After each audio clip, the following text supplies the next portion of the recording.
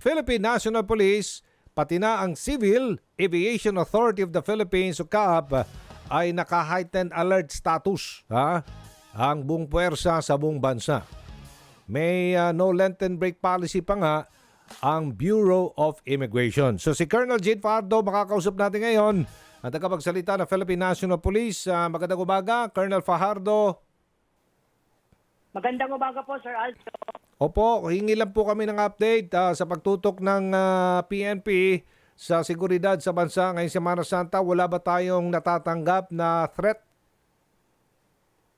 So far, Sir Aljo, wala naman po tayong natatanggap na mga seryosong banta para dito sa ating security coverage ng Semana Santa. And as of 6 a.m. Kanina po ay wala pa naman po tayong naitatala na any major incidents. At sana po magtuloy-tuloy po itong ganitong sitwasyon. Siyempre, kailangan po natin ng kooperasyon at tulong din po ng ating mga kababayan at ibang ahensya po ng gobyerno. Opo. So, ilang pulis na po nakadeploy ngayon sa buong kapuluan, ma'am? Nag-deploy na po tayo, sir, nung ating mahigit 52,000 na PNP personnel nationwide dahil tayo ng alert level.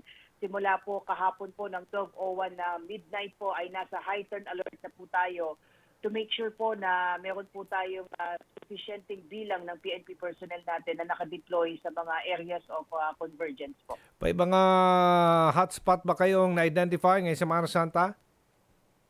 Ngayon po ay ang concentration at focus po ng ating deployment, Sir Aljo, ay siyempre po yung ating mga bases of worship, yung ating pong mga tourist destination dahil alam po natin may mga kababayan po tayong sasamantalahin yung mahabang bakasyon para makapagbakasyon at makapagpahinga. Siyempre yung ating mga terminal, yung ating mga national highways, pati na rin po yung ating mga seaports and airports po. Nandyan po yung concentration ng ating deployment po. At tinitingnan natin dito yung mga petty crimes, no? Mga scammer, mga magnanakaw, maraming mga manloloko. Opo, ano po ang inyong abiso na lang sa taong bayan?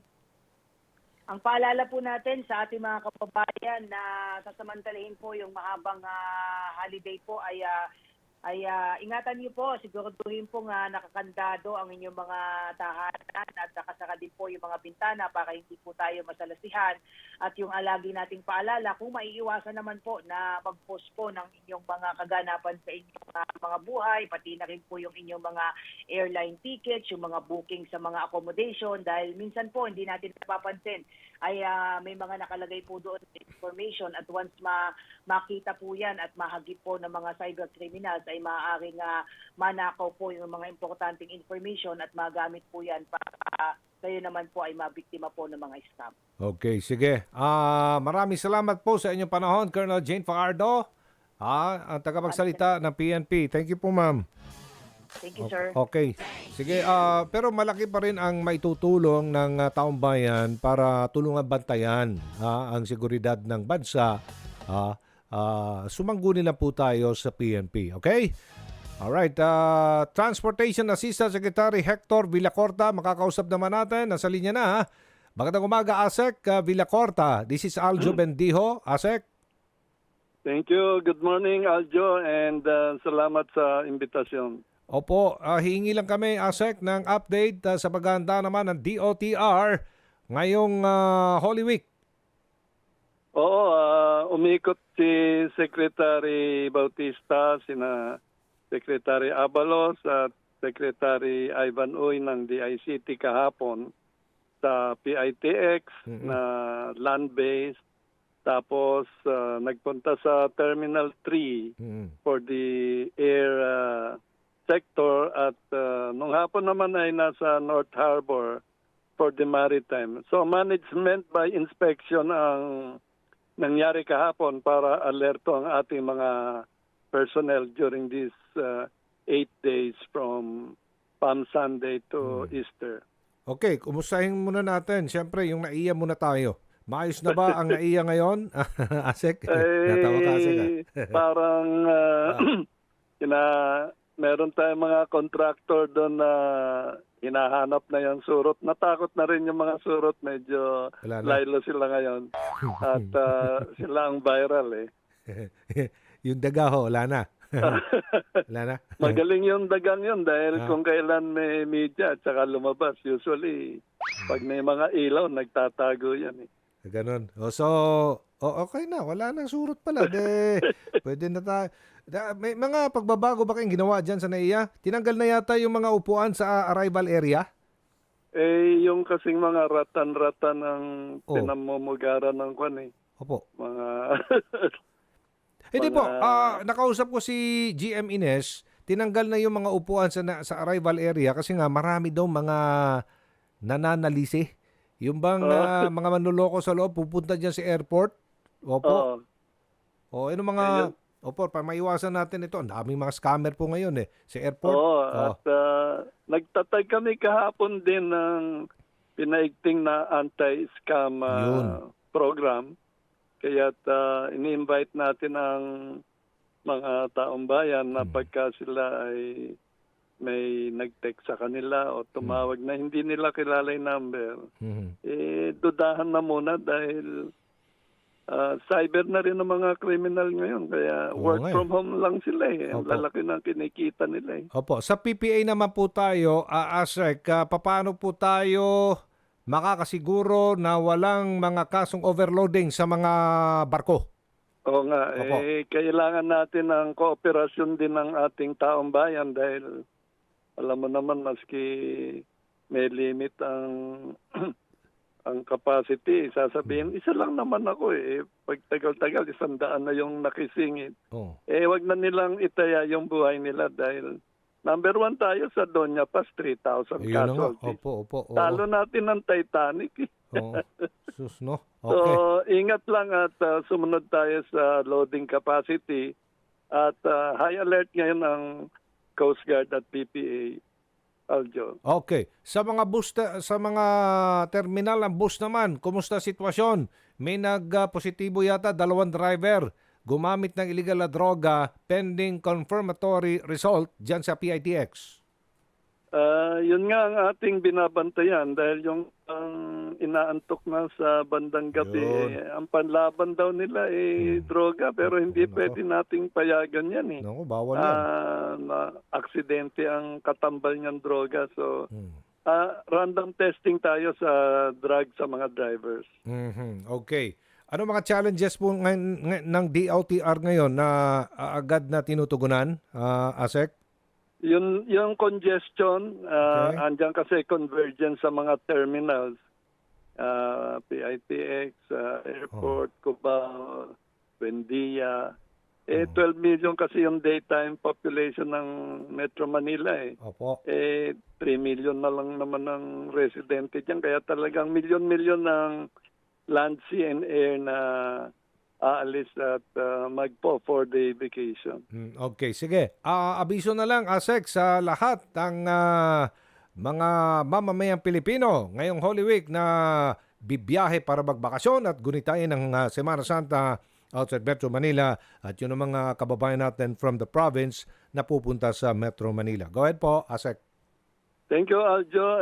Magtulungan po tayo. Ang gobyerno at ang publiko ay dapat public-private sector partnership na para sa isang safe, secure, and comfortable travel experience. Maraming salamat, Aljo. Maraming salamat din, Transportation Assistant Secretary Hector Villacorta. Eunice Amonte, tagapagsalita ng PPA, makakausap natin, Philippine Ports Authority. Eunice, good morning again. Maganda umaga po, Sir Aljo, at sa mga nakikinig po. Okay, so anong ginagawa naman ng PPA ngayon para smooth ang biyahe ng ating mga pasahero dyan sa mga pantalan, Miss Eunice? So, Sir Aljo, nag-inspect pa nga po si PPA General Manager Jason po kahapon dyan sa Northport natin, no? At ang Northport po, nakita naman natin na malinis naman yung ating mga palikuran dyan. Regular din po yung sanitation. Meron din po tayong shower area para po sa mga kababayan natin at kompleto din po sila sa kanilang mga kailangan dyan. Ang atin lang pong naiulat ngayong umaga, may nag-cancel po ng biyahe, no? Ito pong to-go travel sa kanila pong biyahe papuntang Cebu. Originally, dapat po ito ay March 28 ng 8 a.m. Mhm. Pero pinalitan po na at ngayon po ay magiging March 29 na. Bakit to daw? Bakit nag-cancel, Miss Eunice? Nako, ito po ang ulat po sa akin ng Tugo shipping line ay operational concern. Pero atin nga pong nakikipag-coordinate na rin sa Tugo para dapat po alam ng kanilang mga pasahero na cancel po yung kanilang biyahe para hindi na po pumunta ng Pantalan. Paano kung nakapunta na sila dyan sa Pantalan? Anong gagawin nila? Paano yung mga pasahero nila? Ayun po ang ating kino-coordinate sa shipping line. Bagamat kami naman po sa PPA ay kapag po nandito na yung mga pasahero, meron po tayo dito mga mattresses, no? Para dito muna po silang mag-stay at aircon din naman po sa ating mga pantalan. So pwede po silang manatili muna doon. At ang shipping lines po, dapat po meron silang food na ma-provide sa ating po mga pasahero na pumunta ng mas maaga. Yung sitwasyon sa Batangas Port, kumusta? Mga biyahe ng mga barko at bangka doon, Miss Eunice? Oo, sa ngayon po okay pa naman ang sitwasyon sa Batangas Port. Actually, ang inaasahan po natin dyan nasa 22,000 or hanggang 25,000 na mga pasahero po, no? Kapag peak season talaga, isa po yan sa pinakamaraming tao. Number 2 actually, ang Batangas sa ating pong pinakadinarayong mga pantalan, ano? At meron pong nagkakaroon na rin ng pila dyan sa Batangas Port when it comes doon sa ticketing. Dahil po yung iba ay mas gusto nila na dito na bumili sa pantalan ng ticket. Okay. Alright, ano mga challenges nyo ngayon na tinutugunan kaagad dyan sa PPA, Miss Eunice? Overloading, yan, mga ganon, mga kasong, mga isyong ganyan. Go ahead. Oo, sa atin naman po sa PPA, wala naman po mga surot, wala ring mga peste. No? Kasi daily sanitation naman po tayo at every trip talaga po meron tayong mga clean up na ginagawa. Okay. Kanina po dito sa Northport, nag-inspection na po itong si APM John Manansala para ma-ensure na talaga pong naglilinis itong ating mga tauhan sa ating pong mga pantalan. No? When it comes sa ating pong sanitation, walang problema. Ang atin nilang pong tinitingnan na challenges siguro ay kapag po nagkaroon ng kanselasyon, no po, katulad po ng nangyari kanina umaga, mayroon pong canceled trip mula sa Tugo at ito po dapat coordinated sa mga pasahero. Ito po yung isa sa mga challenges natin dahil kapag minsan po mayroong mga pasahero tayo na mas maagang pumupunta sa mga pantalan at yun po ang nagiging challenge dahil kailangan po makapag-provide tayo syempre sa kanilang matutuluyan. Alright, payo nyo na lang, Miss Eunice, sa mga pasaherong dadagsa sa mga pantalan. Payo nyo. Payo na lang po sa atin po mga kababayan na balak pa pong dumagsa at balak pang mag-last minute travel sa ating pong mga seaports. Ay ngayon po ay mas makabubuti kung mas maaga na silang mag-book, no, ng kanilang biyahe online para po maiwasan na din yung pila sa ating pong mga shipping line sa pagbibili ng ticket, no? At hindi po pinapaalalahanan ng ating kababayan na wag na masyadong magdala ng napakaraming gamit dahil po alam naman natin dadaan yan sa mahigpit na security at X-ray screening machine. At syempre po yung ating mga kababayan usually kasi nagdadala sila ng mga pork products, no? Meron pong mga local government units na bawal po yung pork products, ha? Like for example sa Mindoro, bawal po yung mga baboy at saka po yung mga produkto may baboy po dyan dahil sa banta po ng ASF. So lagi pong alamin yung kanilang LGU na pupuntahan po ano po yung pinagbabawal para iwas. Okay. Thank you so much, Eunice Amonte, ang tagapagsalita ng Philippine Ports Authority. Lucky!